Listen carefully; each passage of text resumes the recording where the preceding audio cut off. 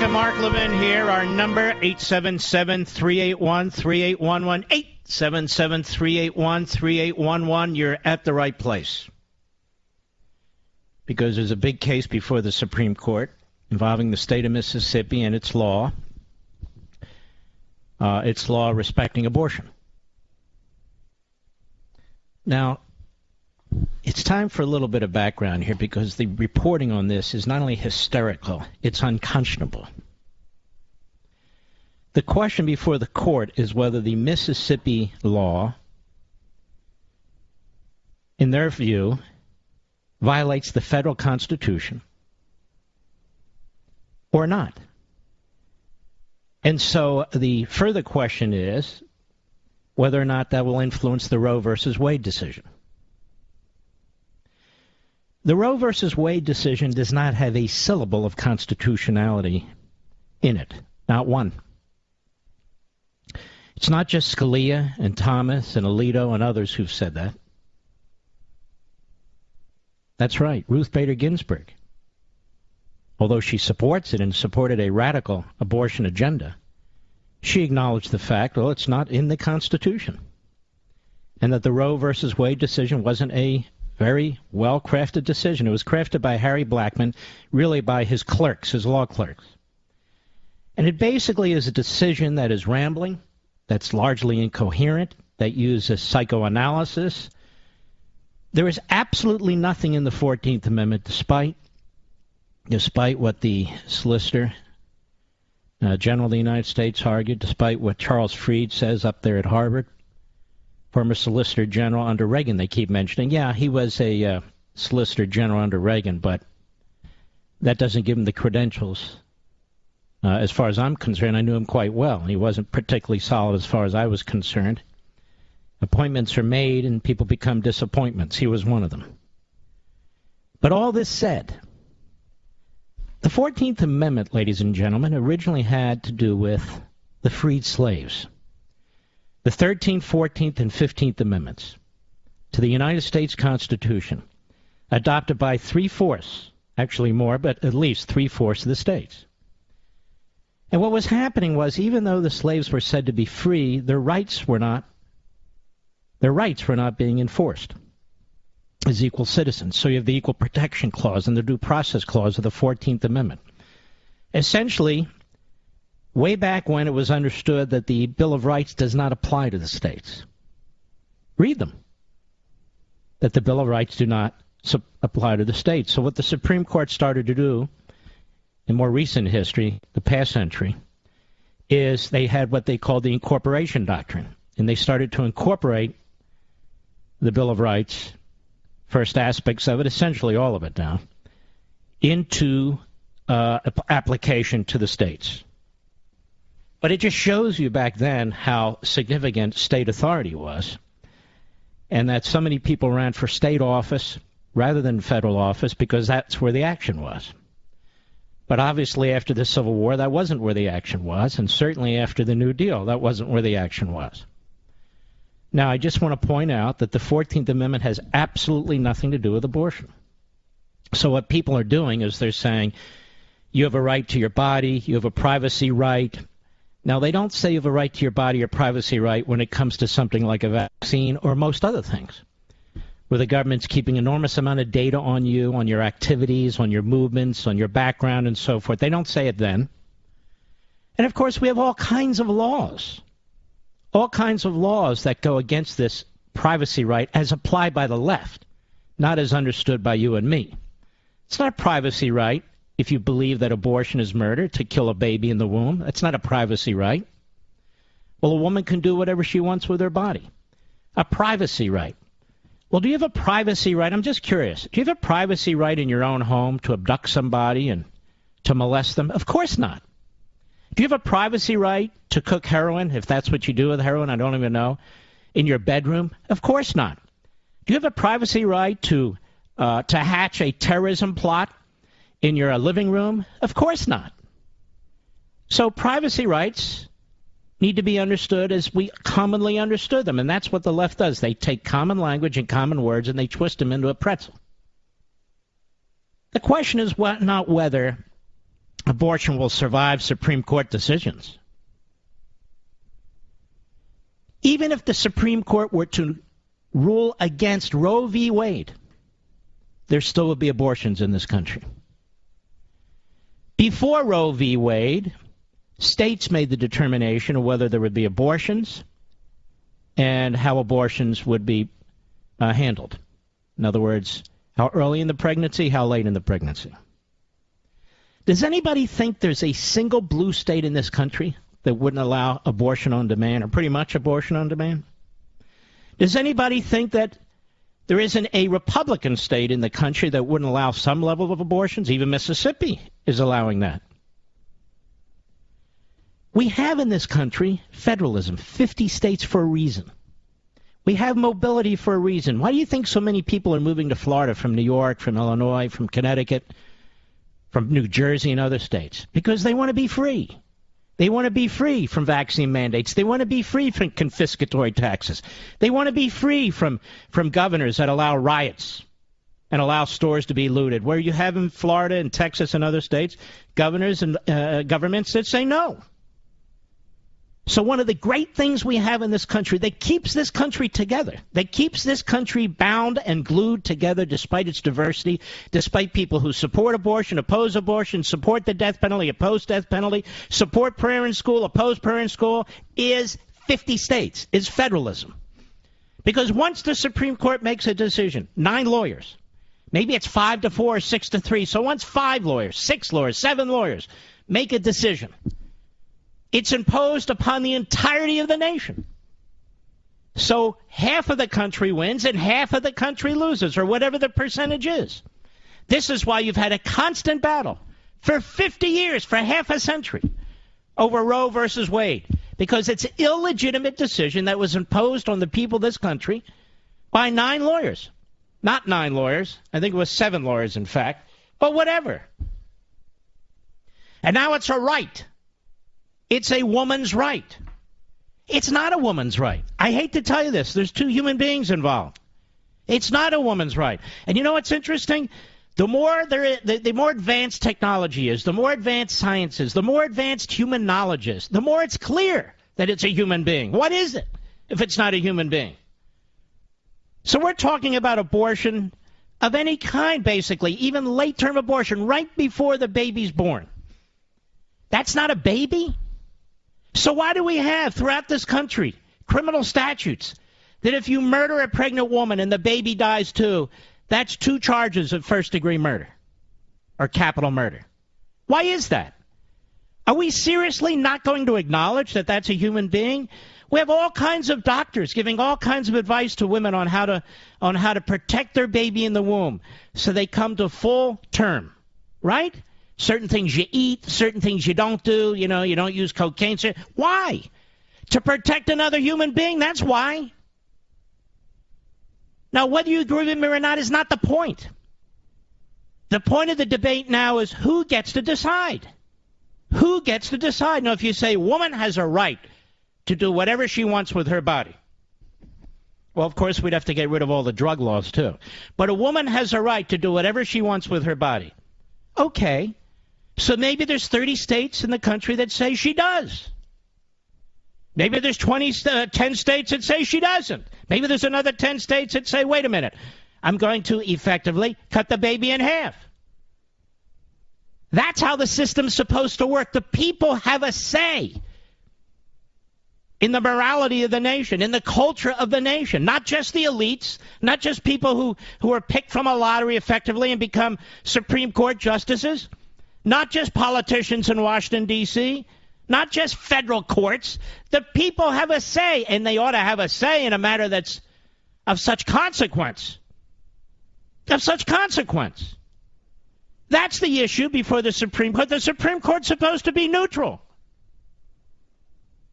The Supreme Court's supposed to be neutral. I hear it said, no, stare decisis, which means precedent. The court is to follow precedent. We have 50 years of precedent. We have this case. We have the Planned Parenthood Casey case. Look at the precedent we have, ladies and gentlemen. Precedent? Do those same people think Dred Scott should be precedent? Do those same people think Plessy versus Ferguson should be president? Do those same people think Korematsu should be president? Of course not. Roe versus Wade broke precedent. That is a neutral Supreme Court that effectively stayed out of this. What was going on in the late 50s, 60s, and into the 70s, and even today, really, is the Supreme Court nationalizing decisions about morality, about culture, about social issues, call them whatever you want, where the court decided the American people were too stupid to decide them, that the states were too stupid to go their own way. And so whether it's prayer, whether it's a manger scene in the public square, whether it is abortion, whether it is marriage, the Supreme Court has decided only it has the intelligence and the foresight to make the right decisions. So it has nationalized decisions. It's taken over all these decisions. Almost none of them have a constitutional predicate. Now, when we come back, I want to dig a little bit further into this. So stick with me. I'll be right back. Mark Levin.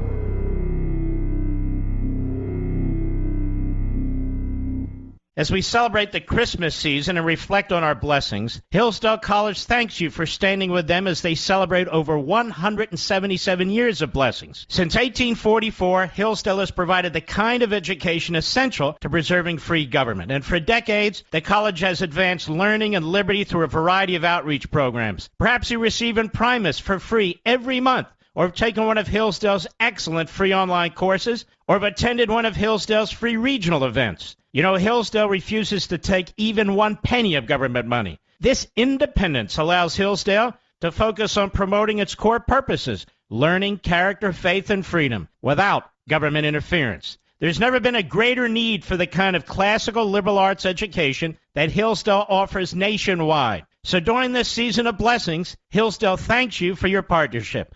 To learn more about Hillsdale College, visit levinforhillsdale.com. That's Levin for Hillsdale.com.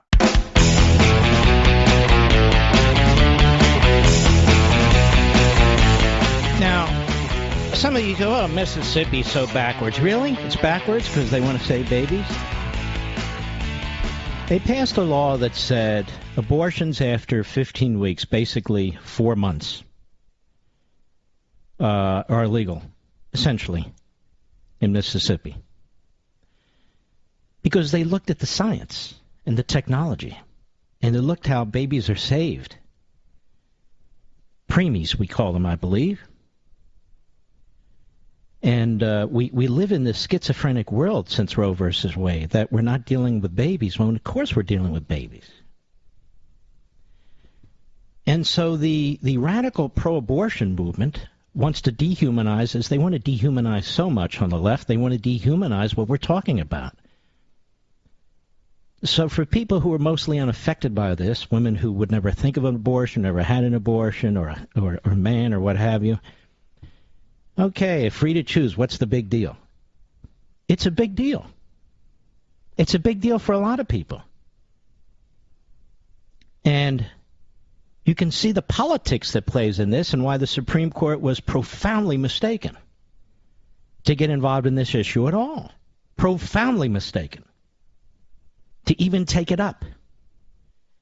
These are 9 flesh and blood human beings, ladies and gentlemen, with their own experiences, their own political viewpoints, in many cases their own set of beliefs and morals and faiths. They have a faith. And so why should they be free to substitute what they think for what you think? Because Roe versus Wade is not a constitutionally based decision. Everybody knows that, except those who are extreme activists. And the media keeps saying that abortions will end. But abortions won't end. Abortions will continue. They will continue. So the pro-abort crowd, depending on what happens here, should be thrilled because abortions will be happening. I doubt if abortions would be ended at all. I mean, in any extensive way. Unless Roe was overturned. And unless the Supreme Court takes the position and reverses course completely. That is a human being, it's not a choice, and so forth and so on. Despite what some of us wish, that's not going to happen. You know, this group that I talk about that believes in pro-birth, that I talk about from time to time, a sponsor, they go about fighting this one pregnant woman at a time. It's called preborn. And the preborn folks are wonderful folks, great humanitarians, who are strongly opposed to abortion, as am I. And they make an effort every single day in clinics and elsewhere to try and introduce women to their babies through sonograms and so forth. It's a fantastic group. But the Supreme Court shouldn't say abortion is constitutional and this is what we're going to... The Supreme Court, what they should have said is we have no role in this. Any more than we really should have any role in the death penalty in the states, too. Or many other areas where the court's involved, I would argue, including prayer. I don't know why it's become so fashionable that these 9 elitist lawyers, although I wouldn't call 3 of them elitist, they're actually quite solid. But why 6 elitist lawyers and 3 others should be substituting their personal beliefs, effectively that's what Roe is, for the rest of us. The people should be able to decide this through their elected state representatives. That's it. Now I want you to hear some of this, some of the discussion that actually took place in the court today. And Clarence Thomas was actually quite active in the oral arguments today. I consider him a tremendous historic justice. Alito has been absolutely fantastic too. Gorsuch, in some ways, if not most ways. I'll be right back.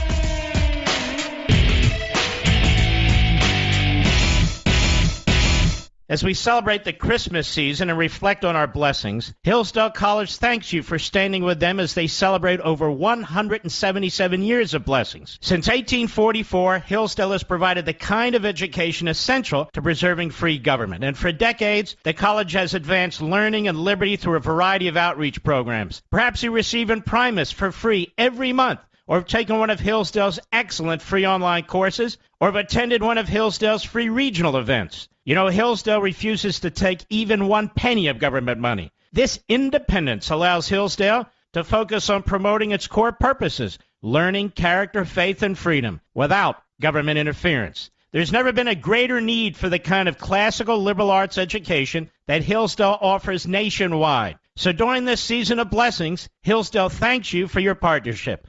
To learn more about Hillsdale College, visit levinforhillsdale.com. That's Levin for Hillsdale.com. Mark Levin, the thunder on the right. Call in now, 877-381-3811. I was wondering there for a second if we were coming back. Oh, my goodness. I want to remind you, folks, we're in the middle of Hanukkah. Over at Amazon.com. And Christmas is 24 days away. I want to remind you that American Marxism is $14. It's half price. It's 50% off, the greatest discount we've ever seen, I think, on any of my books, but certainly this one. You're probably not going to find the book in Costco anymore because after 5 months, and they gave us 5 months, which they do for very, very few books, so we're very appreciative. They won't be carrying it anymore. Every other retail store will. Walmart, you go down the list, they'll all have them. And Target, we've got Sam's and BJ's and Books A Million and on and on and on. All these wonderful retailers. So if you're in those stores, by all means. But Amazon has it today, right now, at 50% off. And I want to strongly encourage those of you who do not have a copy, now's the time to get your hardback copy. Or if you prefer ebook or audio, if you like, if you're a trucker and you're in your car a lot or your truck a lot. But it is the perfect gift. It's the perfect gift to spread the word. because we want to keep up this battle right into the midterm elections. But this is a culture war as much as it is a political war, if not more. And that's what American Marxism is about. There's 22,000 comments on Amazon about this book. 22,000. 5 stars, 4.9 rating. None of my books have ever had that, and there's a reason for this. This is the #1 book in 2022. Fiction or nonfiction. The #1 book. It's not even close. We absolutely slaughtered Bob Woodward, Obama, Hillary Clinton. You did this. We need one more step. We need to get the book into the hands of as many people as we can, whether it's your parents or your grandparents, whether it's your children or your grandchildren. If they're going to college and high school especially, maybe you have colleagues and friends, others in your neighborhood. It's so affordable now. It's $14. That's 2 trips to McDonald's. Really. That's it. $14. The lowest it's been is $16.99 or $16.84. So now's the time to strike. And by the way, if you buy it at this price, it's Amazon that loses. They're the ones making the discount. So I would strongly encourage you. Let's keep moving. This pushback, this We Choose Liberty, has only just begun. This movement has only just begun. And we cannot allow it to end. And I think you'll really enjoy the book. I know there's a lot of stuff in this book that'll upset you, but at the very end of the book, Chapter 7, I talk about what we can do about it, and many people are doing it. One of the things I talk about in Chapter 7 at the end, the activist chapter, is that people who donate to these huge endowments of these colleges need to start exercising some power. And there's an article today that people who are donating to colleges now are going to withhold money and are pressuring these colleges and universities to get off this radical agenda. This is exactly what we wanted. Also in the book, remember the book's been out there a while. We talk about what parents can do and citizens can do with the Freedom of Information Act or filing IRS complaints against the unions. People are doing this. It's a big deal. It's not just a book where you read and say, okay, now what do we do? But it also explains what's taking place. And I want to thank those colleagues of mine in broadcasting who have read the book and are regurgitating parts of the book without, of course, mentioning the book, which is asinine. But it doesn't matter. It doesn't matter. $14, now's the time to strike. You can't get anything for $14. You can't get anything. Anyway, so I wanted to pass that along to you. And I have a treat for you. You're going to hear some of what took place in the Supreme Court in one moment. All right, let's get started here. Clarence Thomas in oral arguments today. What is the specific abortion right? That's what he's asking the Solicitor General of the United States, Elizabeth Proligar. Cut one, go. General, would you specifically tell me, state what the right is? Is it specifically abortion? Is it liberty? Is it autonomy? Is it privacy? The right is grounded in the liberty component of the 14th Amendment, Justice Thomas, but I think that it promotes interests in autonomy, bodily integrity, liberty, and equality. And I do think that it is specifically the right to abortion here, the right of a woman to be able to control without the state forcing her to continue a pregnancy, whether to carry that baby to term. I understand we're talking about abortion here, but what is confusing is that if we were talking about the Second Amendment, I know exactly what we're talking about. If we're talking about the Fourth Amendment, I know what we're talking about because it's written, it's there. What specifically is the right here that we're talking about? Well, Justice Thomas, I think that the court in those other contexts with respect to those other amendments has had to articulate what the text means and the bounds of the constitutional guarantees. And it's done so through a variety of different tests that implement First Amendment rights, Second Amendment rights, Fourth Amendment rights. So I don't think that there is anything unprecedented or anomalous about the right that the court articulated in Roe and Casey and the way that it implemented that right by defining the scope of the liberty interest by reference to viability and providing that that is the moment moment when the balance of interest tips and when the state can act to prohibit a woman from getting an abortion based on its interest in protecting the fetal life. Now, at let's that stop point. right there, because something interesting she just said, if you listen carefully, even though she speaks very quickly. She talks about it implemented the right by defining the scope of the liberty interest by reference to viability, and providing that is in the moment when the balance of interest tips. Okay, this has nothing to do with the Constitution, of course, but nonetheless, listen to the concession there. It's very important. Listen to the concession. She said viability. But that's not what the federal Congress talks about when funding abortion. That's not what we're talking about when we're talking about the final stages of abortion. The baby is viable. That's the point. And that's where the American people, a significant majority, have a problem. That is, partial birth abortion is viability. And there's viability and increasing length of period of viability. So I don't know if she meant to say that or not, but it seems to me a concession if the justices are really focused on what she's saying. All right, continue.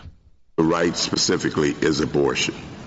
It's the right of a woman prior to viability to control whether to continue with a pregnancy, yes. So he's saying, so the right is an abortion, yes. So his point is, okay, that's not in the Constitution. It's not like the right to bear arms, and the right to due process, the right to equal. You're saying it's a right to an abortion. She's saying yes. She says it's the right of a woman prior to viability to control whether to continue with a pregnancy, yes. So she pulls back prior to viability. Prior to viability. This is very interesting. So number one, if it's not viable, she's saying you can abort. If it is viable, she seems to suggest that's a different standard. Now, I want to say this. She didn't answer his question. Because Roe v. Wade finds the abortion right in at least half a dozen parts of the Constitution. Blackmun basically, well, you might find it in the 14th Amendment, equal protection, you might find it in due process, you might find, and he goes, and it's really quite ludicrous. Very ludicrous. Cut to, go. I know your interest here is in abortion. I understand that. But if I were to ask you what constitutional right protects the right to abortion, is it privacy? Is it autonomy? What would it be? So he's going back at her and saying, okay, where do you find this somewhere in the text of the Constitution? I understand you want to protect abortion. I understand that's your view. Equal protection? That's awfully ambiguous. Due process? That's awfully ambiguous. Go ahead. It's liberty, Your Honor. It's the textual protection in the 14th Amendment that a state can't deprive a person of liberty without due process of law. And the court has interpreted liberty to include the right to make family decisions and the right to physical autonomy, including the right to end a pre-viability pregnancy. So it's all of the above. Well, that's how the court has interpreted the Liberty Clause for over 100 years in cases going back to Meyer, Griswold, Carey, Loving, Lawrence. Yeah, but I mean, all of those sort of just come out of Lochner. So it's we've dropped part of it. So I understand what you're saying, but what I'm trying to focus on is to lower the level of generality, or at least be a little bit more specific.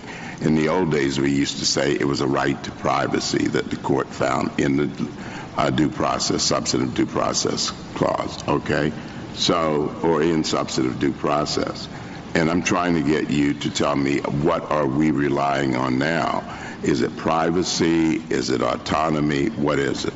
I think it continues to be liberty, and the right exists whatever level of generality the court applies. Now, that's very interesting. So the test is liberty. He really has exposed her. So the test is liberty. Whose liberty? The woman's liberty. The test is liberty. Now, I hope all the people bringing lawsuits on this vaccine mandate are paying attention, because We have Dr. Fauci. We have Biden. We have the whole slew of these people saying, these people believe in individual liberty? What are they talking about? This goes beyond liberty. And these are doctors, so-called experts, in the President of the United States. Okay?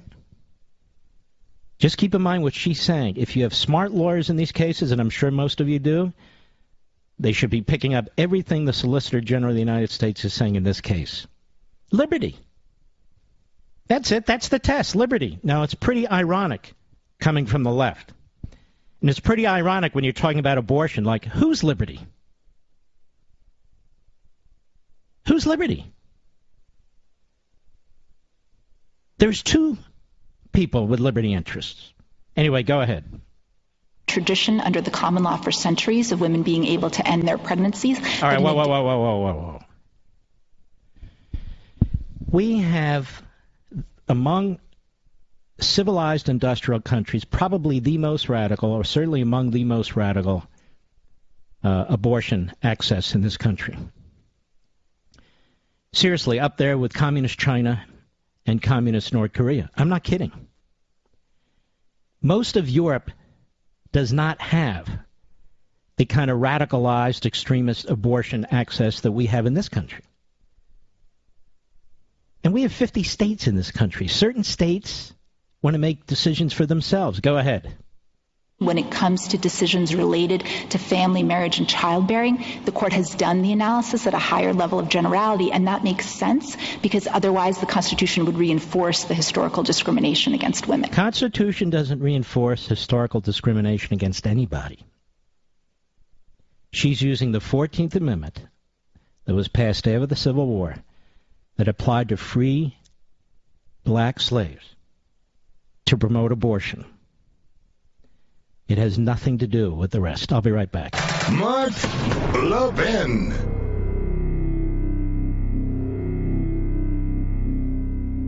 As we celebrate the Christmas season and reflect on our blessings, Hillsdale College thanks you for standing with them as they celebrate over 177 years of blessings. Since 1844, Hillsdale has provided the kind of education essential to preserving free government. And for decades, the college has advanced learning and liberty through a variety of outreach programs. Perhaps you receive Imprimis for free every month, or have taken one of Hillsdale's excellent free online courses, or have attended one of Hillsdale's free regional events. You know, Hillsdale refuses to take even 1 penny of government money. This independence allows Hillsdale to focus on promoting its core purposes, learning, character, faith, and freedom, without government interference. There's never been a greater need for the kind of classical liberal arts education that Hillsdale offers nationwide. So during this season of blessings, Hillsdale thanks you for your partnership.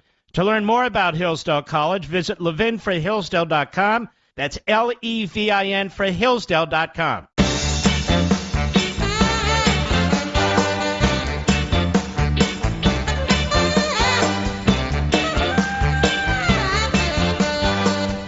Senator Jean Shaheen is a Democrat from New Hampshire, which was formerly a Republican state till people from Massachusetts were moving there.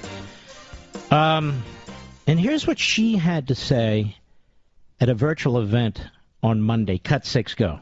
The attempt to have state, this infringement on women's rights, on our privacy, on the attempt to have state control of our personal health, really is what we would see in an authoritarian state. It's not what we would expect in New Hampshire. I think if you want to see a revolution, go ahead, outlaw Roe v. Wade, and see what the response is of the public, particularly young people. Now, the countries that are closest to us in terms of their abortion practices are Communist China and North Korea. These are genocidal states. Just so you know.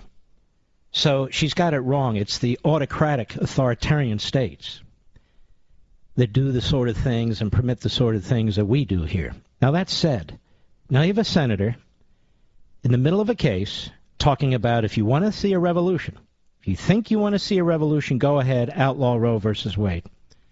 That's what she said. There will be no accountability for that. No accountability for that. I wonder what Liz Cheney and the head case, Adam Kinzinger, think about that. You won't see anything in the Slimes or the Compost. You won't hear anything on the major networks. You won't see anything by these discredited, phony propaganda operations saying, look at her. She's promoting violence. She's suggesting violence. Revolution? You want to see a revolution? Wow. There won't be anything. She won't be held to account in any respect, Jean Shaheen.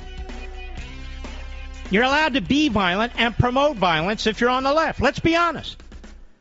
And if you do it over and over again, depending on what state you're in, most of the blue states, they'll let you out the back door so you can harm somebody else.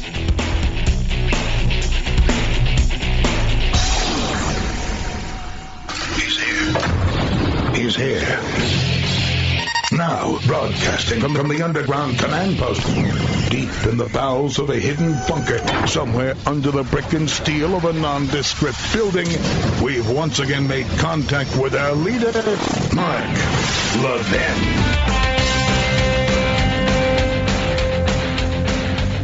Hello, America. Mark Levin here. Our number, 877-381-3811, 877-381-3811. First of all, I want to thank all of you folks. As the ratings come in for our different stations and so forth, our ratings are stronger than ever. Across the board. You know, when you're on the time I'm on, particularly in the East Coast and the Midwest, you're often up against sporting events, baseball and so forth. There's not a lot of shows that can compete with that. We do because of you. But particularly the last 3 months, and the numbers are coming in for November, it's been extremely powerful. And I'm so gratified and so honored to have you in the audience. I can't really articulate it properly. I wish I could. But I feel like we're a big national family. When I go to different places around the country, even in the neighborhood, it's really just so obvious how blessed I am. When you folks come up to me, want to shake my hand, want to give an autograph, I try to take the time to do all those things, by the way, and I just cannot thank you enough. Look at the book, American Marxism. You did this. You're spreading the word. You're defending the classrooms. You're now dealing with these corporations and all these other issues we've talked about. I mean, the Republican Party is largely clueless. They don't even understand there's a massive movement underway. A massive movement underway. And again, that's because you love this country and you're willing to do what you need to do to save it. You're the people who make this country work, not the people in Washington. No. They sabotage us in so many respects. They betray us in so many effects. You make the country work. And you're under attack all the time. I view my role as trying to defend you, defend this country, and defend what we stand for. We all have families.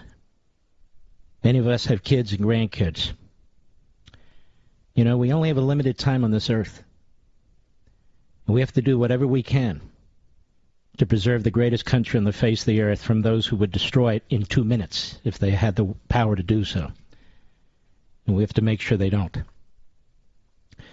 Anthony Fauci is one of the people who's actually destroying this country, and I hope they pick this up at George Soros's Media Matters and Dan Abrams' Mediaite, and they throw up all over their sneakers pushing this because it's true. It's absolutely true. He is an incompetent. He's highly political. And this is extremely disturbing. We have something called the Omicron variant. I talked about this earlier. I'm not sure at this point if it was Monday or last week. And it was the lead doctor, the lead expert in South Africa who noticed this and reported on this and specifically stated that it is a very, very mild variant. Who would know better than her and the South Africans, since this is where it was first noticed and first spreading. So there's one case of it in the United States, in California, in San Francisco. A person who was fully vaccinated came into the country from San Francisco. And as if to leap into autocratic action, Fauci comes to the microphone. And I want to make a broader point before I jump to this. I have noticed, because Biden had some kind of little press event today where he doesn't take questions or takes a few questions. The only time Biden comes to a microphone and gives one of these little targeted speeches is to give a political speech where he defends himself and he attacks somebody else, whether it's Trump or the unvaccinated or the Republicans or the private sector, whatever it is. They send him out there to do the attacks and to do the attacking. He never says anything that's substantive, something you didn't know, something that they're working on, again, in a substantive way. It's always surface level, superficial, and always attack, divert, and lie. And he did that today. He did it today. You know, he basically said, if you're finding shortages and so forth, this is the normal way things happen. You remember the Beanie Babies? That was a big push, or different toys he's talking about. And so in that he's saying, you know, this is to be expected, this is routine. But that's not what we're talking about. He's trying to talk down inflation like it's really getting better at the pump. It's not getting better at the pump. I don't know what the hell he's talking about, what world he lives in. But it's absolutely phony. And the people know it. And the people know it. But Anthony Fauci's phony, too. He's as political as he is scientific, which means he's not scientific. First, I want you to hear what he had to say at this press briefing today. Cut 10, go.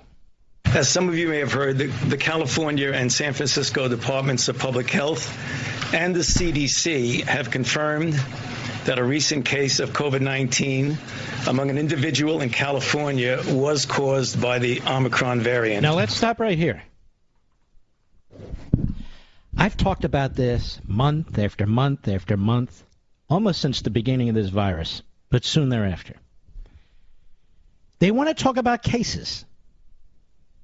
Always the number of cases. But beyond that, it's hard to get information. How many hospitalizations? How many deaths? No, the number of cases is what they keep talking about. Well, how many cases of cancer do we have in this country? A hell of a lot. Usually around 2.5 million a year. How many heart attacks and strokes? How about heart disease? We have so many very serious, potentially lethal diseases. How about diabetes? How many cases do we have? We're going to shut down Dunkin' Donuts? What are we going to do? Remove all the chocolate chip cookies from our grocery shelves? I mean, I could go on and on and on about this. It's interesting. I went back to look at Liberty and Tyranny. You know, sometimes I have to bone up on my own books, and I go back, because at this point I've written so many. I have a whole section on how the government manipulates us. This is almost 13 years ago. By creating scares. I'm not saying the coronavirus wasn't serious. I'm saying so much of what was said was false, and so much of the reporting was hysterical. Attacking people like DeSantis and Abbott. DeSantis was way, way, way ahead of the curve. That's why they don't talk about him anymore. Scott Atlas, so many of these great experts out of Stanford, I've talked about it before, out of Yale, out of Oxford, out of so many top schools, treated as if they're nuts. Which, of course, they're not. Go ahead. Genomic sequencing was conducted at the University of California at San Francisco, and the sequence was confirmed at the CDC as being consistent with the Omicron variant. Okay, so got it. One person has the Omicron variant. What does that mean for the rest of us? What if the rest of us get the Omicron variant? What does that do to us? What do you get, Mr. Producer? You get bigger breasts? You get diarrhea? Hair grows out of your nose? What happens exactly? He has no idea. Go ahead. So I know there are a lot of questions, but here's what we know right now. The individual was a traveler who returned from South Africa on November the 22nd and tested positive on November the 29th. The individual is self-quarantining, and all close contacts have been contacted, and all close contacts thus far have tested negative. The individual was fully vaccinated and experienced mild symptoms, which are improving at this point. So this is the first confirmed case of COVID-19 caused by the Omicron variant detected in the United States. Okay, did you hear anything there about science? Did you hear anything there about its effects other than this individual, and I quote, experienced mild symptoms, which are improving at this point? That's it. That's it. Now, the Deuce, a.k.a. Peter Doocy, but the Deuce is one of the only intrepid reporters, real reporters, in the whole White House press corps. So let's take a listen to what is a very simple question, and then you'll see the political answer by Fauci, which is why so many in this country don't trust him and don't like him. Cut 11, go. Mr. Fauci, as you advised the president about the possibility of new testing requirements for people coming into this country, does that include everybody? The answer is yes, because you know that the new regulation, if you want to call it that, is that anybody and everybody who's coming into the country needs to get a test within 24 hours of getting on the plane to come here. Well, what about people who don't take a plane and just these border crossers coming in huge numbers? Whoa. What about the border crossers coming in huge numbers, Doctor? This has always been the Achilles heel. Because their politics trumps everything, even their phony science. Go ahead. You know, for example, when you talk, we still have Title 42 with regard to protection at the border. So there are protections at the border that you don't. You know damn well, Fauci. I mean, if you're going to lie about this, then it's obvious you don't have a substantive answer, and you're making excuses. And you're supposed to be a scientist. If you're going to be testing people before they come into the United States, there's a simple question. Everybody doesn't take a plane. You have people, foreigners, coming into this country from some of the poorest countries on the face of the earth that have some of the worst health care on the face of the earth, where people simply are not vaccinated. And they're coming into the country, and they are virus spreaders. And we know that most of them, in fact, are not tested. We have hundreds of thousands of people sneaking in this country. They're called unknown illegal aliens because they estimate the number of them, but they don't know who they are. And so the people who follow the rules are the people who are put upon it, whether it's guns, whether it's taxes, whether it's the virus or whatever, because we're the people they seek to manipulate. We're the people they seek to control, because we're the heart and soul of this country. Care what party you are, what color you are, that has nothing to do with it. Go ahead. As you know, of somebody getting on a plane, getting checked, looking at a passport, we don't have that there, but we can get some degree of mitigation. Is there something to do to test these people somewhere else? There is testing at the border under certain circumstances, as you know. That is a ridiculous response. There's testing at the border under certain circumstances, ladies and gentlemen, few and far between. And, ladies and gentlemen, he doesn't say there's going to be testing on airplanes under certain circumstances. Let me tell you what they're saying. Now, I have the Johnson & Johnson vaccine. I took the original shot, and I took the booster shot. That's 2 shots. Some of the Moderna, some of the Pfizer. That's 2 shots, plus the third for the booster if you take it. Okay? What they're saying is, if you're fully vaccinated, you're going to be tested when you leave the country. Then you're going to be tested when you come back to the country. Even if you test negative, that is, you don't have the virus or the variant, which is mild. Mild is what people are saying who know something about it at this point. You're going to self-quarantine in your home for 7 days. Now, we've come a long way from stop the spread in 15 days to, all right, you vaccinated once, you vaccinated twice, you vaccinated 3 times, you tested once, you tested twice, you're in good shape. Now stay at home for 7 days.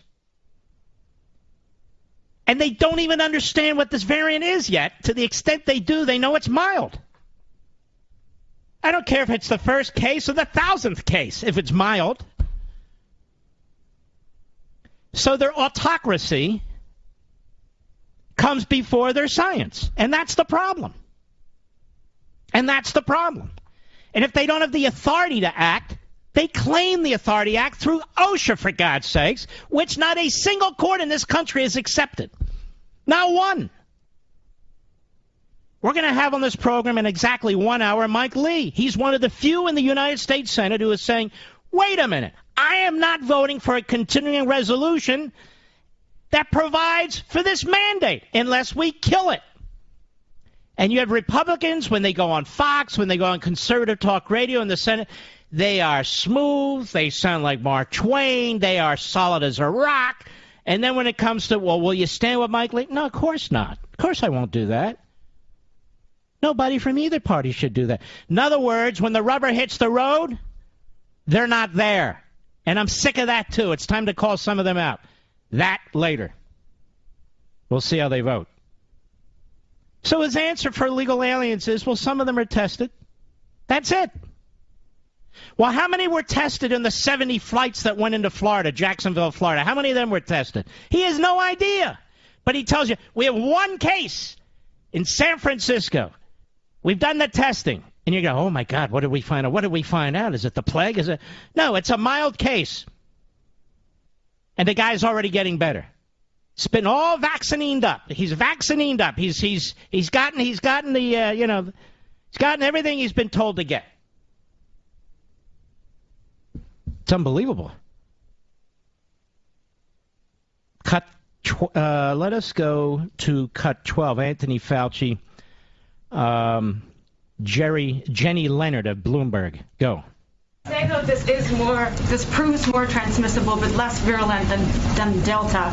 Would there be any public health benefit to furthering its spread by lifting travel restrictions, for example, so it can outcompete the Delta variant?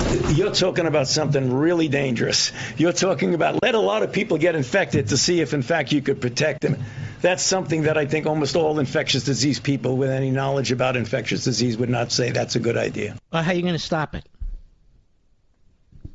You have anything in your magic box of tricks, Doctor? How are you going to stop it? They can't stop it. Some things can't be stopped. They can't stop it. More when I return. Mark Levin.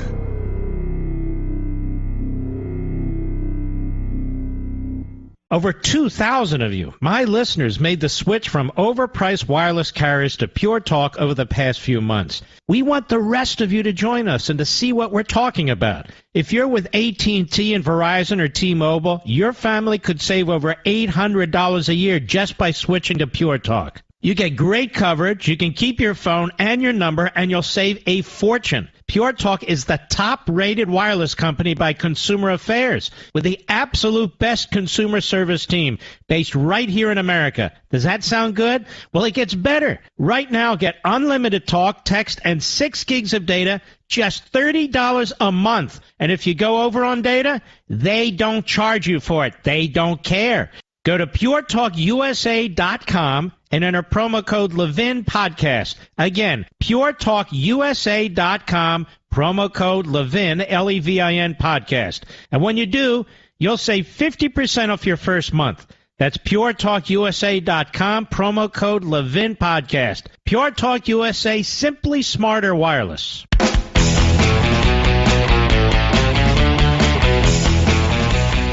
The Democrats need to have these threats over your head, and it's a fact. It's just a fact. The radical left, the American Marxists, they need these threats over your head. If it's not one thing, it's another thing. And they've done it over the course of decades, but now it's completely out of control. As I said the other day, when facing other pandemics, the American people didn't put on masks and hide under their desks for a period of time at home in a fetal position. They didn't stop interacting with other people. Whatever the pandemic was, a pandemic obviously is something that spreads from one person to another because it affects an entire population or potentially. We did the opposite. We worked harder. We worked harder. We didn't hide. We took on whatever the pandemic was.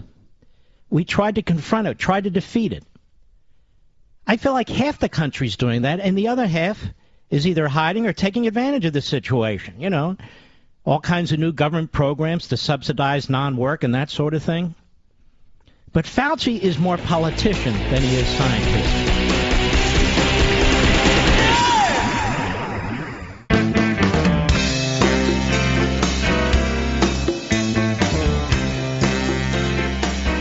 Levin, radio's principal patriot.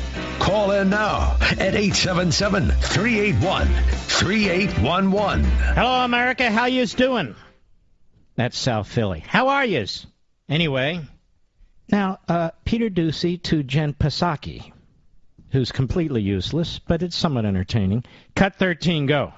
A lot of talk about the first Trump-Biden debate today, but at the second one, in 2020, when roughly 220,000 Americans had already died of COVID, Joe Biden said about Trump, anyone who is responsible for that many deaths should not remain as president of the United States of America. Is that still the standard now that more Americans have died under President Biden than President Trump?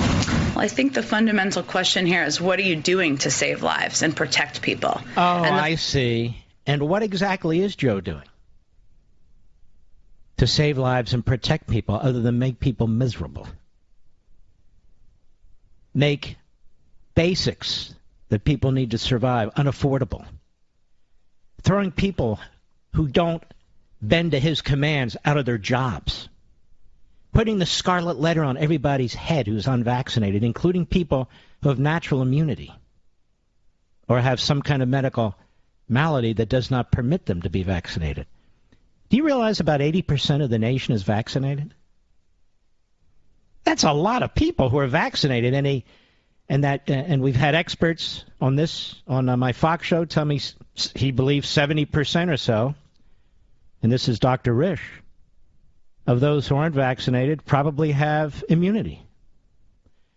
But in this administration, the natural immunity does not exist. In this administration, 80% is not good enough. In this administration, the Omicron, a fairly passive, if you will, variant, is reason to do even more extreme things to the American people without a constitutional basis. Go ahead. Our president was suggesting people inject bleach. He never suggested. Listen to this. They always twist Trump's words, whether it's Charlottesville, whether it's the bleach question or something, that they inject bleach. How stupid. He never said that. I mean, I can go over it. It won't matter because the media Biden administration complex isn't all that complex. It's a bunch of frauds and propagandists. She has no answer. None. Well, let me remind her that it was under the Trump administration where 3 vaccines were effectively developed with the private sector. It's under the Trump administration that the most effective therapeutics were developed. How many countless lives have been saved as a result of Donald Trump? Instead, she has to talk about injecting bleach, which, of course, he didn't say. He was saying we need to see why. Well, I don't need to get into this. I can go back and get it. Why should I? Why should I respond to this nitwit? What exactly have they developed in the Biden-Fauci apparatus? Something new to attack the virus? Nothing. With the friggin' masks and hide in your house and we need and all this information they collect. Whatever happened to HIPAA laws? Now nothing's private. They're going to know everything about you. You got to walk around. Look, effectively, in so many respects, you got to now have this vaccine passport. Effectively, that's what it is. If you want to go into any federal property or any property that has any federal nexus whatsoever, you have to show them this. And now if you want to travel, you have to show them that if you leave the country, that you've been vaccinated and that you've had the boosters and that you've been tested and tested twice, only to be told, all right, go home and stay there for 7 days. Go home and stay there for 7 days, Mr. Producer. All right. It's really sickening. Now, Dr. Angelique Kotezi, I think we should listen to her. She's the national chair of the South African Medical Association. She's the one that discovered the Omicron variant. Oh, my God! It's the Omicron variant! Oh, my God! All right. She's on CNN yesterday. What did she have to say? Well, first of all, she's questioned by a blithering idiot, John Berman. Go ahead. Now, this could change. I understand it's the early stages, but right now, the patients you're seeing with this new variant, you're dealing with very mild to moderate symptoms. You are seeing no or very little severe disease, correct? Yes. Have you treated patients who have been vaccinated and now are coming in with the new variant? And what are you seeing there? Same picture. Interesting enough, with the moderate, the mild, what we call mild, symptoms, that the patients that has been vaccinated so far, I have no complication. They are, it is as if it's, I don't want to use the word self-limiting, but minimum conservative measurements that they needed. And they feel fine. It seems to me it's about the first 2 days before they come and see the doctor. Then it's about another 3-4 days, and they're out of it. That's it. That's it. So, but with Fauci, even if you're vaccinated, let's say the Pfizer, 1 shot, 2 shots, and the booster, even if you test negative leaving the country and test negative coming back, according to the Washington Compost, and we all know the Compost never lies, they're actually thinking about self-quarantining for 7 days based on nothing. Not science. The opposite of science. Like I say, they put their autocracy before science. That's what they do. And as I've been saying over and over again, all they do is the case count. We got 1 case in San Francisco. It's been verified. We did all these genome tests and so forth, backwards, forwards, all around. They did it there. We did it at the CDC. And yes, it's the Omicron. I'm sorry to say the Omicron is now here. My God! Head for the toilet paper! Anyway, that's why nobody takes these people seriously. It's Donald Trump who drove Operation Warp Speed, not Fauci, not Bix or Bricks, whatever the hell her name was. He's the one who did it. And, of course, instead we get from Psaki her nasty little snarky comments, because that's the way libs are, nasty, right? With their little snarky comments. That's the way they are. So do you feel comfortable about this? Now, Fauci's answer on illegal aliens was basically, on occasion they get tested. Wow. But we have a problem now, a big problem, as reported by our friends at Breitbart, John Binder.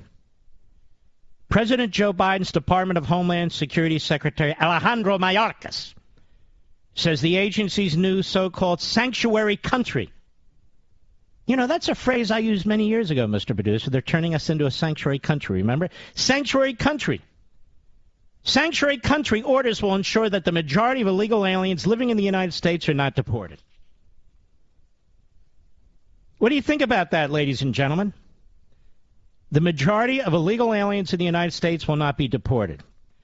ICE agents are now instructed not to arrest even or deport criminal illegal aliens unless they pose a, quote, current threat to public safety, unquote. How would you know that? They all have a current threat. The orders require ICE agents to factor in a number of reasons as to why a criminal illegal alien, the test used to be, what are you going to contribute to the United States? Now it's, if you promise not to do another crime, come on, what is this, a joke?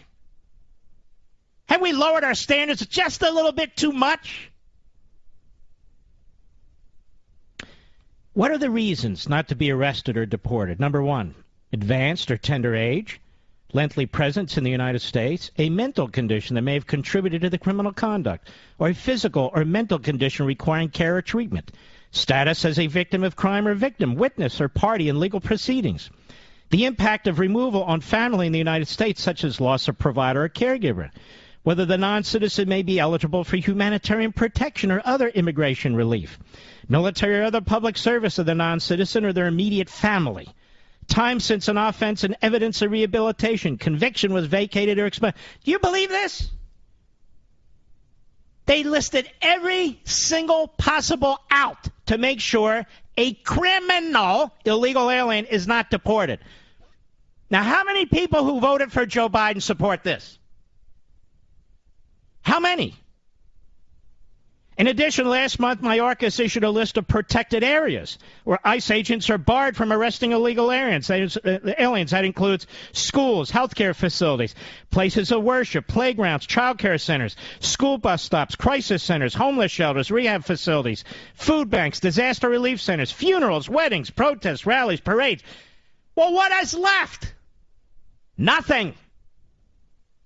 Nothing.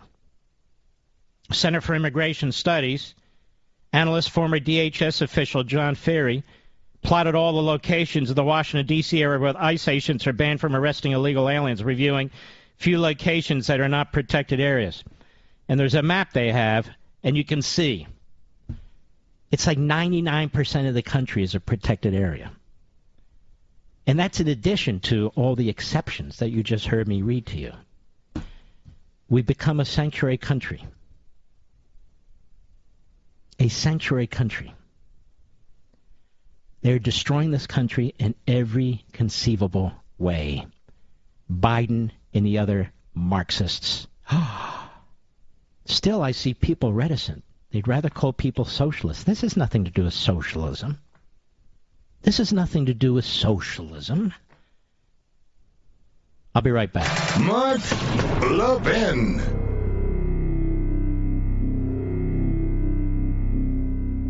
Over 2,000 of you, my listeners, made the switch from overpriced wireless carriers to Pure Talk over the past few months. We want the rest of you to join us and to see what we're talking about. If you're with AT&T and Verizon or T-Mobile, your family could save over $800 a year just by switching to Pure Talk. You get great coverage, you can keep your phone and your number, and you'll save a fortune. Pure Talk is the top-rated wireless company by Consumer Affairs, with the absolute best consumer service team based right here in America. Does that sound good? Well, it gets better. Right now, get unlimited talk, text, and 6 gigs of data, just $30 a month. And if you go over on data, they don't charge you for it. They don't care. Go to puretalkusa.com and enter promo code Levin Podcast. Again, puretalkusa.com, promo code Levin, L-E-V-I-N Podcast. And when you do, you'll save 50% off your first month. That's puretalkusa.com, promo code Levin Podcast. Pure Talk USA, simply smarter wireless.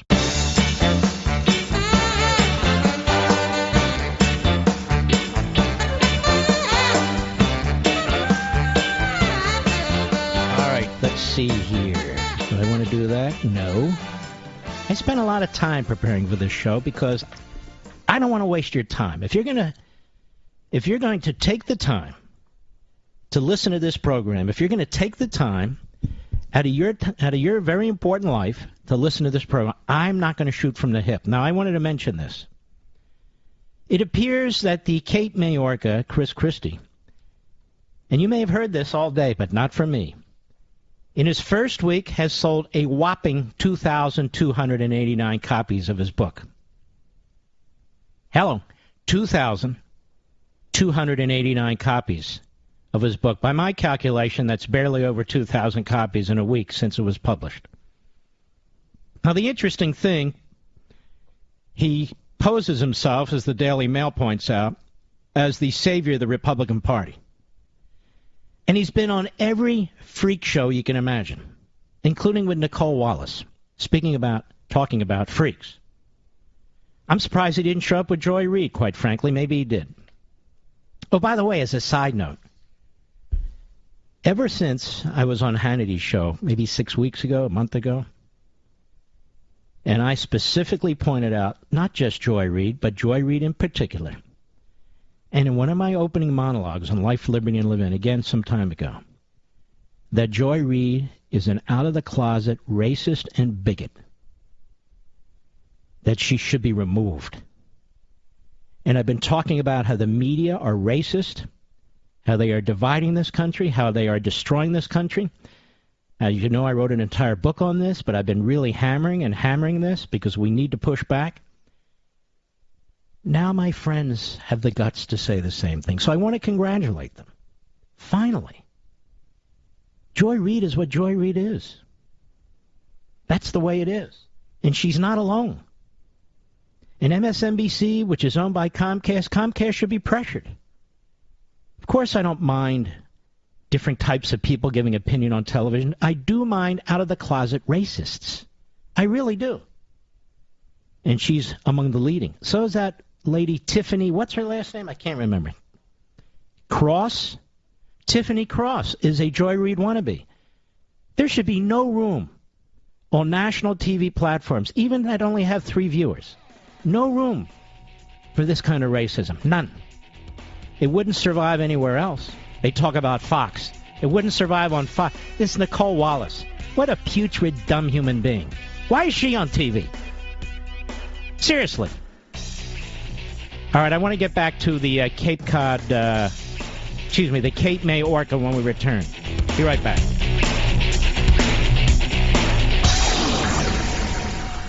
Ladies and gentlemen, this final hour of the podcast is sponsored exclusively by AMAC, the Association of Mature American Citizens. Now over 2 million conservative members strong, AMAC believes in and stands up for the values that we care about: faith, family, and freedom. Thank you for listening, and please support AMAC. And you can become a member at amac.us/join.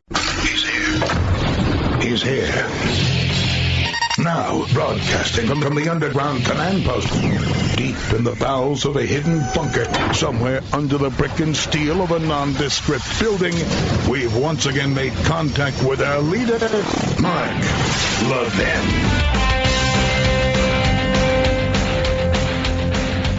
Hello, America. Mark Levin here. Our number, 877-381-3811. Now, Chris Christie has written a book on the future of the Republican Party. And this guy's a blowhard. And he's also a chameleon. He was all over the place. He was all over MSLSD and the Constipated News Network. He was even on my favorite cable channel, Fox. He was on The View. He was on... I guess ABC's with George Stephanopoulos or whatever his name is. He was on, The Daily Show, CNBC. He was on HBO twice, according to the Daily Mail. He was all over the place, spewing his attacks on Trump. I don't know if he actually wrote the book. Perhaps he did. I didn't even know he read books, to be honest with you. So this is a book. He did an interview with the Associated Press. I mean, he was all over the place. Notice I didn't talk to almost any of these people. They wouldn't have me, and I wouldn't have them. He provided excerpts to The Guardian, which is a radical left paper, as you know, from Great Britain. And I'm just trying to see. So his book, as of Tuesday, the Daily Mail writes, was ranked number 12,581 on Amazon Kindle store. And he argues the Republican Party must move beyond Donald Trump's fraud claims about the 2020 election, slamming them as delusional conspiracy theories. And what is Christie's agenda? Anybody know what Christie's agenda is? I can tell you what Donald Trump's agenda is: to expand upon his great progress that he made in policies and agenda during 4 years of his presidency. Truly unbelievable, really, when you think about it. And you can see how difficult it was. I mean, look at Biden. Biden in 10 months is destroying this country. Destroying the country. Looking for every way possible to use the iron fist and the brass knuckles against the American people. Let's see here. He wants to overhaul the Republican Party. He's dumping on Trump. In its first week, it sold 2,289 copies of his book. And an industry newsletter calls it a colossal publishing flop. And then they write in here, but look at John Carl. John Carl, ABC News, another phony reporter. And he sold the same week 24,000 copies of his book, Mr. Producer.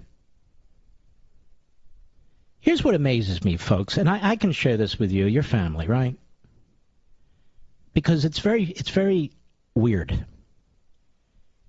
The Daily Mail writes an entire piece on Christie's pathetic book because he sold 2,289 copies, which really is a complete disaster. This guy has no appeal among Republicans, Democrats, or anybody, even New Jerseyans. None. And yet he's given a lot of FaceTime with the wide screens, necessary, of course, because he attacks Trump. That's all. He's a useful idiot. The way Cheney's a useful idiot. And we have our useful idiots. They don't, we do. And so they compare his sales to Jonathan Carl, 24,000. And I say this to you because I think you'll get it. Why don't they compare his sales to my sales? And point out that in our first week, we had over 400,000 copies of the book at the various platforms sold. For 400,000. He wants to change the Republican Party. I want the Republican Party to be a solidly conservative, pro-American party. 1.2 million books almost. He's at 2,289. Why not make that compare? What Jonathan Carl with his 24,000 is pathetic in your first year say. It's pathetic. Hello, did I say it's pathetic? But this is what I mean by the media in this country. It's the greatest secret in the world, except with the American people. So the Cape Mayorga sells 2,289 copies of his book. Now, if you exclude family, I bet he sold about 12 copies, Mr. Producer. That's just my guess. I think we sold that many books at the Reagan Library alone. I think we did. I think we sold that many books at the Reagan Library alone on one day. And this guy's all over the media. And his ego's so big that they can't find clothing to dress it up with. He'll still do these stupid shows because he thinks he really has something to offer the country. He has nothing to offer the country. Now, why do I call him the Cape Mayorga? Because he's a big boy? No. That's why I call him a sperm whale. But don't you remember that time everybody had to get off the beaches? You remember this, Mr. Producer. And Mr. Call Screener remembers. He's a New Jerseyan. Get off the beaches. Why was it? Because of the hurricane or something? One was coming or one had just come? I don't remember. I think they were concerned one was coming, right? Oh, it was a government shutdown. The New Jersey government shutdown. So there's this guy in a plane or however it worked, and they see this big form on the beach. There's nothing but this big form. And I surmised he must have thought it was a sperm whale, but no. Upon a closer look, it was the governor of New Jersey with his family. The only ones on the beach, right, Mr. Call Screener? The only ones. Must have been pretty nice. I'd love to see that picture again, by the way. That's why I call him what I call him. But what exactly is it that this guy offers America? Nothing.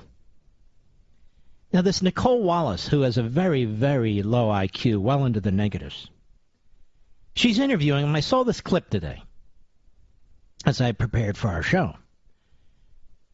And she's beating the hell out of him. And one of the things she says to him, and I paraphrase, of course, one of the things she says to him is, how come you don't call out Fox for the way it lies about vaccines and its partisan positions or something to that effect? And he has this lame answer. Well, this isn't a book about Fox. Well, you called out CNN. You called out MSNBC. His face turns red. He doesn't really know what to say. Well, when you write your book, you can include it. What a dumb response. The actual response should be, well, Fox is much more solid than you are. You chased Russia collusion for 2.5 years. You sabotaged Sarah Palin when you were working for John McCain and giving her advice that that sought to undermine her. You sold out to MSNBC, but he won't say it because he's carrying favor with MSNBC, which is why he's on Nicole Wallace's no-rated show. No-rated show. Now, I do notice he wasn't on Tucker. He wasn't on Hannity. I don't think he was on Ingram either. That I did notice, I think. But it's an amazing thing. The answer is you should defend it.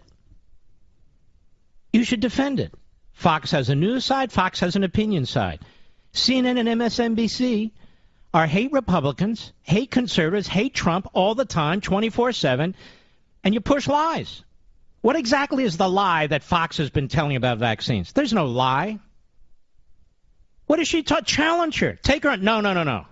If you can't defeat Nicole Wallace in a one-on-one, and I would invite Nicole to come on, Miss Sweetness. I'd invite her to come on, or Joy Reid, or any of the other reprobates.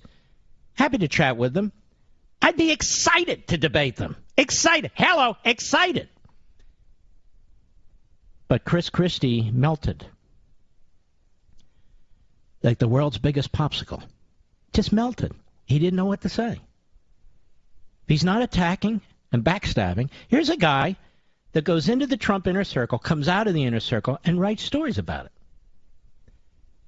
This is so dishonorable. So I've told you, I worked 8 years in the Reagan administration. I never wrote a word about anybody in the Reagan administration, which was a fantastic administration. But why would I write about other people in the Reagan administration? You see what John Bolton pulled? He was going to write a book about Trump. You don't do that. That's dishonorable. That's disloyal. And honestly, if you represent John Bolton in that effort, that's dishonorable and disloyal too. You can travel around in conservative circles all you want. I don't accept it.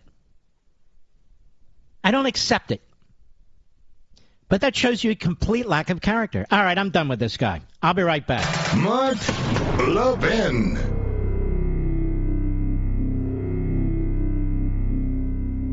AMAC, the Association of Mature American Citizens, is one of the fastest growing organizations in America. Now over 2 million conservative members strong, and I'm one of them. AMAC believes in and stands up for the values that we constitutional conservatives care about. More than talk, AMAC fights. A full-time presence in Washington, AMAC pushes back against reckless spending, disasters like Medicare for All, and the expanding reach of the federal government. And beyond advocacy, joining AMAC gives you access to a wealth of benefits and discounts, including special member-only rates on car insurance, travel discounts, cell phone plans, and a hell of a lot more. And if that's not enough, you'll get AMAC's bi-monthly magazine, full of insightful articles on issues that matter to most of us, we conservatives. As I said, I'm an AMAC member, and you should be too. Join today at amac.us. That's AMAC.us.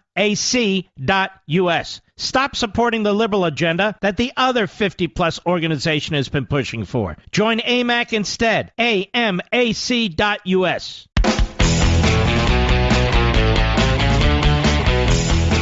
Welcome back, America.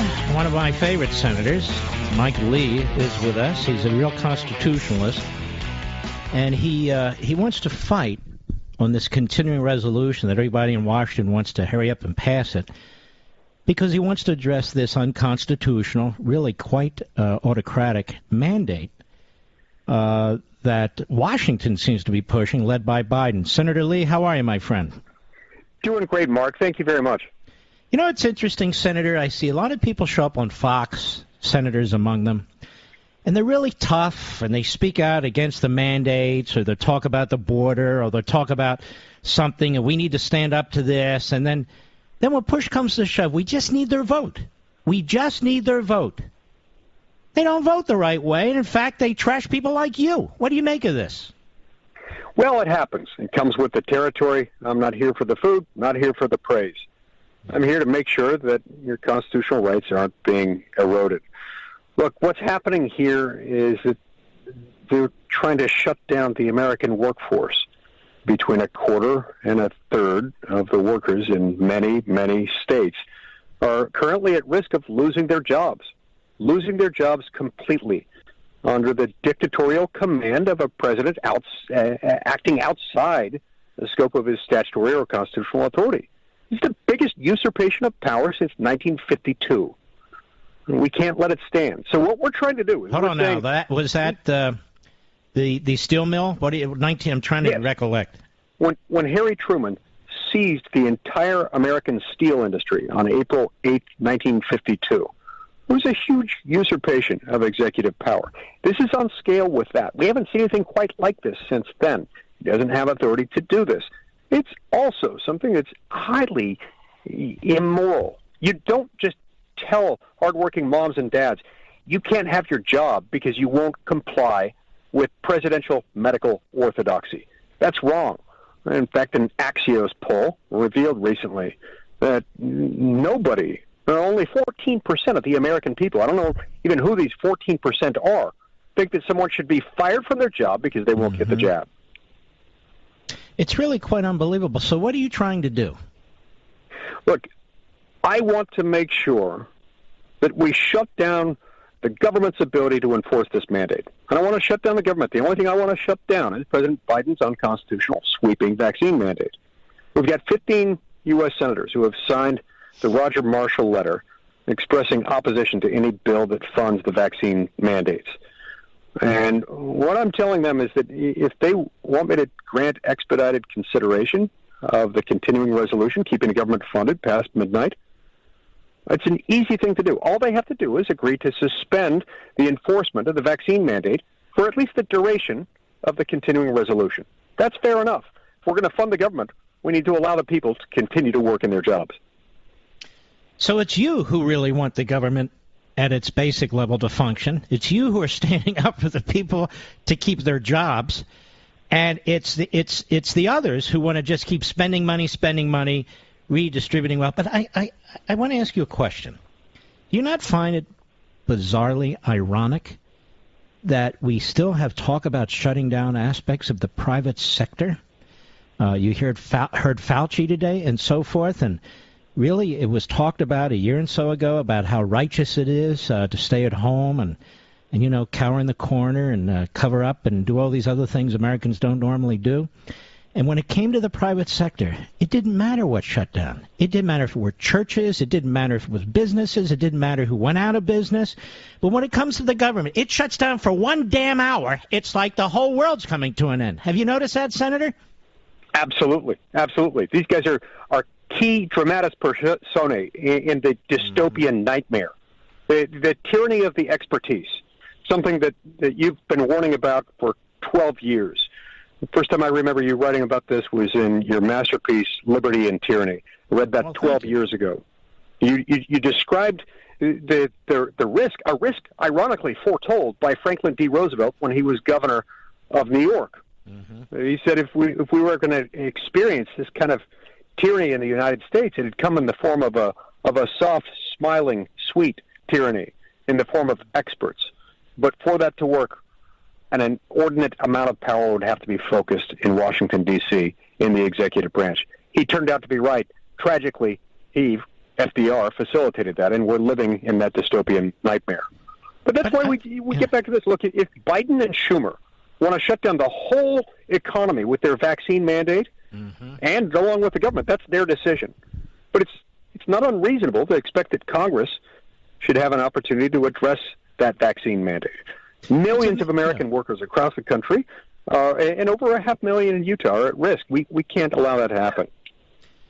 It's amazing when we come to these issues of the dysfunctional federal government. We have to have these continuing resolutions. It's mostly because of the Democrats.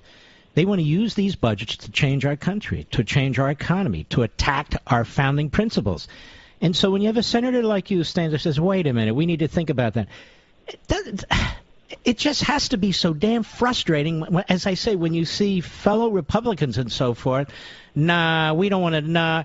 I mean, it's not like you're going to war. It's not like your life's on the line. I mean, Reagan shut the government down 6 times, and he did it proudly because he wanted certain things done. Country's not going to come to an end. As a matter of fact, most of the country's on autopilot. Social Security, Medicare, Medicaid, the military, all these things continue to be funded. And so I don't know what the problem is. What is it? They want to get home for Christmas or something? I don't know. I don't know. I can't speak for them, but it is a source of immense frustration when that happens, especially when you see Republicans attacking other Republicans, Republicans attacking Republicans, and essentially suggesting that it's we, the conservatives, who are wanting to shut down the government when nothing can be further from the truth. To the extent you hear any Republicans saying that, ask them the question, have you been that hard on Schumer? How about Biden? All we're asking for is something that's entirely reasonable.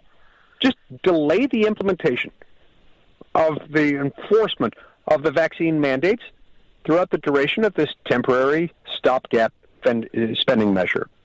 Because you know what shuts down the American economy faster than anything? Firing between a third and a fourth and a third of the workers in many of our states.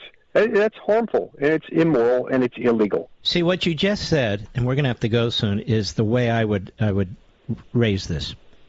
That you, Senator Lee, because it's true, also happens to be true, you're standing for the American worker.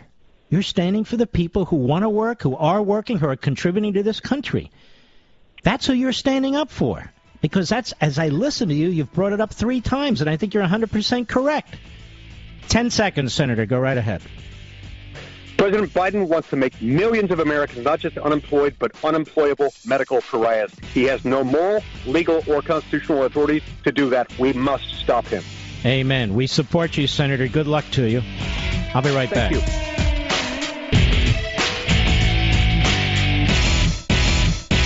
AMAC, the Association of Mature American Citizens, is one of the fastest growing organizations in America, now over 2 million conservative members strong, and I'm one of them. AMAC believes in and stands up for the values that we constitutional conservatives care about. More than talk, AMAC fights. A full-time presence in Washington, AMAC pushes back against reckless spending, disasters like Medicare for All, and the expanding reach of the federal government. And beyond advocacy, joining AMAC gives you access to a wealth of benefits and discounts, including special member-only rates on car insurance, travel discounts, cell phone plans, and a hell of a lot more. And if that's not enough, you'll get AMAC's bi-monthly magazine, full of insightful articles on issues that matter to most of us, we conservatives. As I said, I'm an AMAC member, and you should be too. Join today at amac.us. That's AMAC.us. Stop supporting the liberal agenda that the other 50-plus organization has been pushing for. Join AMAC instead. AMAC.us.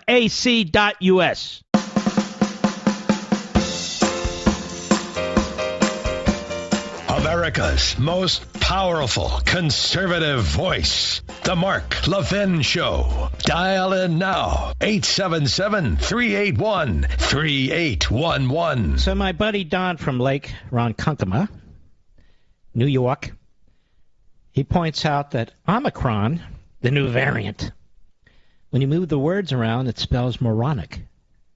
I said, is that right? And I just did it, and he's right. So good for you, Don. That is a good one. You can use that on Hangman or whatever, but Omicron moronic.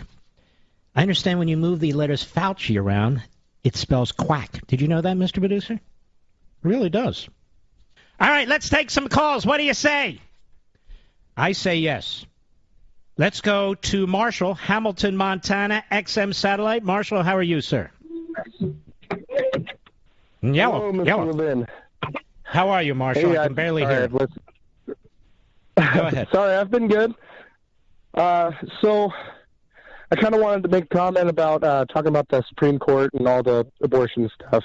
Right.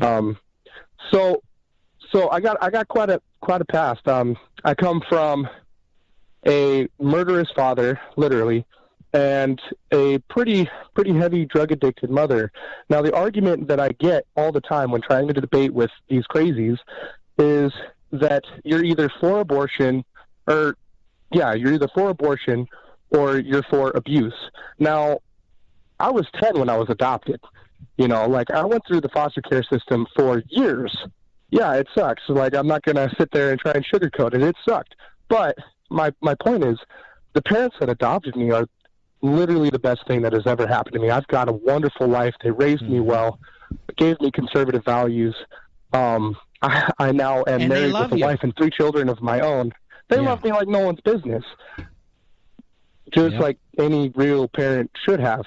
So when I hear this argument that you're either for abortion or a woman's right to choose, or you're for, a huge increase in the children in the systems. And Right. it's just ludicrous. Like, yeah, sure, maybe, but you're going to sit there and say that they don't get a chance. They don't get a say. I got a say. I got to change my name. Yeah. And you got life. Life is so precious. It's so and to just say it's a choice. Marshall, I'm so pleased that you called. I'm so proud that you had the guts to call, because we really need to hear from more people who could have been killed in the womb, but who lived and have lived productive lives. You say you have a wife, you have 3 kids. May I ask, and I don't mean to what do you do? I am a painter. That's terrific. Construction. It's a soft construction, but... No, but it's important. I don't like painting. Somebody has to paint. My dad used to love painting. But I want to thank you, Marshall. It's a wonderful, uplifting call, my man. And God bless you, and have a wonderful Christmas. Thank you very much. You too, sir. What a great guy, right? But he's not alone, Barbara, Hartsville, South Carolina, XM Satellite. Barbara, how are you? Lower your radio. Lower your radio. Appreciate it. Yellow. Yes, sir. I am. I was born in Cuba, and I came 52 years ago in 1969 legally with my dad. He had to work cutting sugarcane for 3 years to get our visas. We came on the Freedom Flight. He came with 3 kids. My mother, by the communist regime, was denied her visa, and she was forced to stay behind in Cuba for 23 years with 3 other siblings. So we were split for 23 years. And when I see what this administration... Wait a minute. I thought the Marxism was paradise. I don't know what planet, but not in this earth. Well, apparently within the Democrat Party caucus, They live in a magnificent free country while peddling this Marxist tyranny. Anyway, go right ahead. No, sir, and that's why I'm running for Congress right now. Oh, really? I am not Where? a politician. The thought of running never... In Hartsville, in South Carolina, Congressional District 7, against Tom Rice, who voted to impeach President Trump. Good for you. So it's What's your full name? I ever thought in a million years. Well, Barbara Arthur is the last name. Arthur. Mm-hmm. But I'm fighting, and I'm encouraging every American citizen that I can possibly grab a hold of and just implore, fight for our freedom. My Amen. family suffered for freedom. And so I'm fighting with all of my heart for this freedom that is under attack right now. And if we do not fight, we're going to lose our country. This is so deep. I started doing research before I got into this race of all the executive orders President Trump enacted to protect us. China's here, and it's really deep, to protect us. And then when Biden got in there on the very first day on January 20th, he took them off. And I could not understand why he would do that, except that he really has sold us out. He does not care one bit about So our let me country. ask you a question. Is the Republican primary pretty loaded up with a number of candidates? Totally. But I'm not one bit concerned about that because I'm working harder than anyone else. I'm out there. I'm working 8 to 12 hours a day. I'm out there meeting people, and that's So what if it's gonna take. people want to help you, where do they go? They can go to my website, Barbara Arthur for SC, Barbara Arthur for FORSC.com. That's my website. Barbara All Arthur right, Barbara. for SC. But what I that's all I can do. I want to thank you for your call. You sound like a terrific candidate. I don't know the others, but I hear what you stand for, and I hear your passion. That's very, very important. See, folks, people who have suffered under these regimes, to me, make the best members of Congress because they know. Families that have suffered under these regimes, they know. Let's go to Jay, Marion, Ohio. On the Mark Levin app. Jay, go right ahead, please. Oh, hi, Mark. I'm calling you from my own non. Let me just say to Mr. Producer, we're having trouble with these phone calls, are we not? They sound pretty bad. You may want to wake up the engineer tomorrow and tell him we're having phone issues yet again. Go right ahead, my friend. Oh, hi, Mark. I called about the abortion issue, and one of the arguments that always hear given for abortion is that a woman has a right to control her own body. And I took a graduate level course in embryology, which was one of the most fascinating courses I ever took. And at the time, these people are talking about... Sir, I don't mean to be rude. I want to apologize to you. It's our fault. I can't fully understand because of the staccato nature of the static here. I think we're going to take an early break and regroup here. We may have to just pass on the calls tonight and return with the calls tomorrow night. But don't go away. We'll be right back. Mark Levin.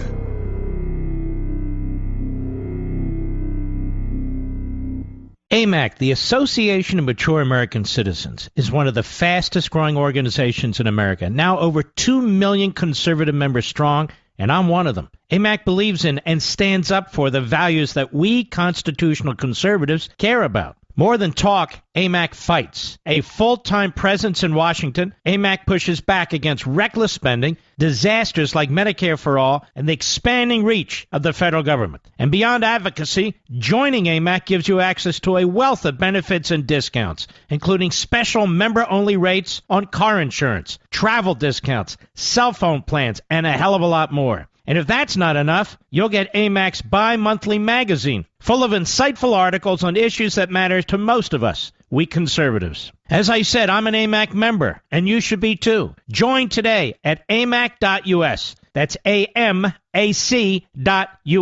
Stop supporting the liberal agenda that the other 50-plus organization has been pushing for. Join AMAC instead. AMAC.us.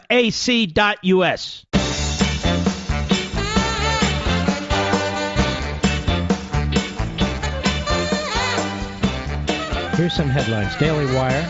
As Biden resumes nuclear talks, Iran declares we will not back off from the annihilation of Israel. Now, why would we be negotiating an appeasement deal, a surrender deal with the Islamo-Nazi regime in Tehran when they talk about annihilating Israel? There actually was an excellent piece in the Jerusalem Post today which was talking exactly about what the Iranians are up to. The Iranians, ladies and gentlemen, according to four-star General McKenzie, you may remember him, the Iranians are literally within probably 2 months of having a nuclear weapon. So their game now is to take the idiot Biden and the idiots surrounding him and to play delay.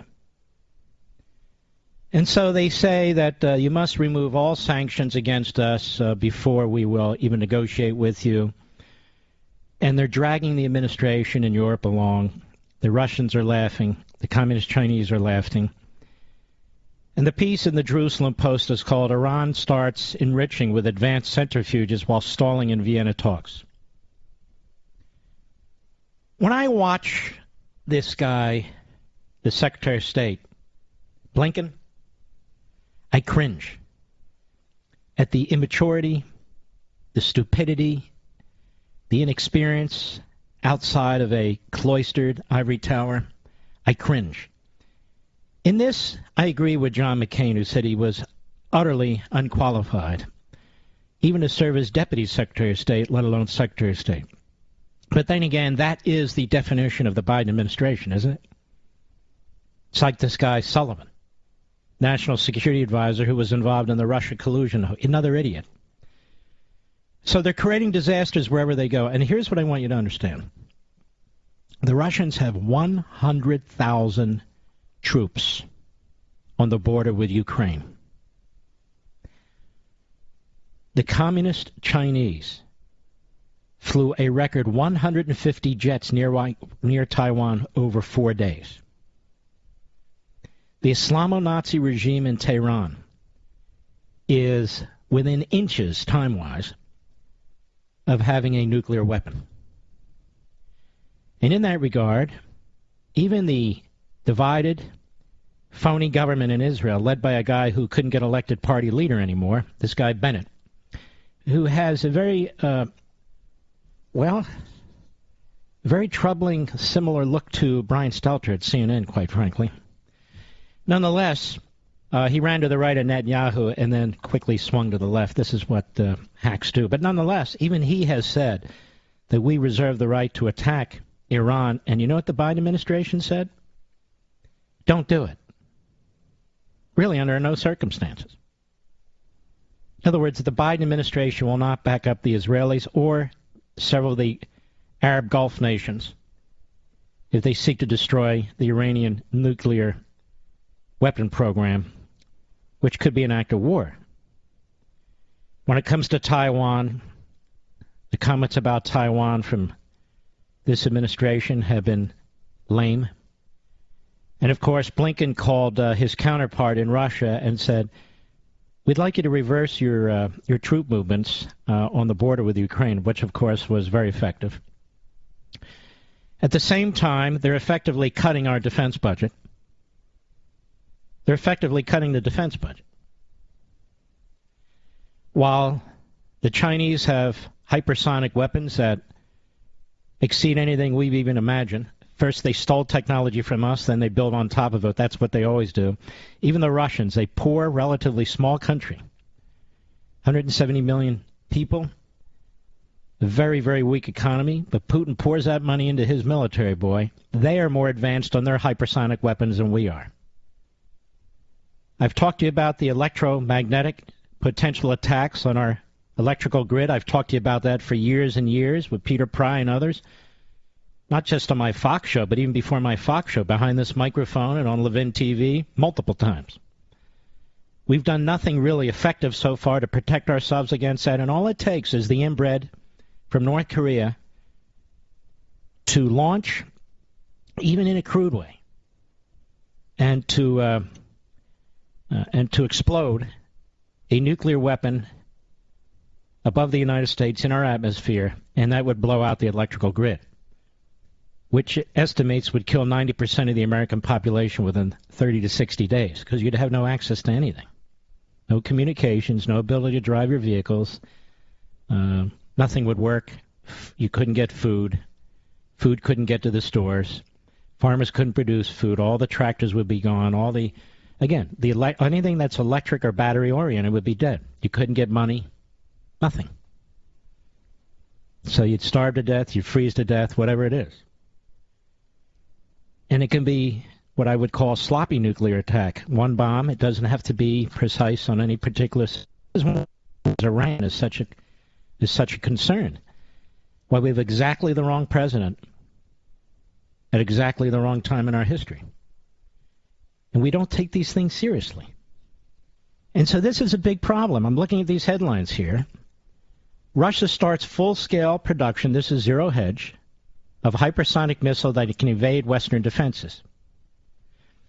Now, the Communist Chinese, them alone, they have the ability to knock out our GPS system where they have satellite-killing satellites.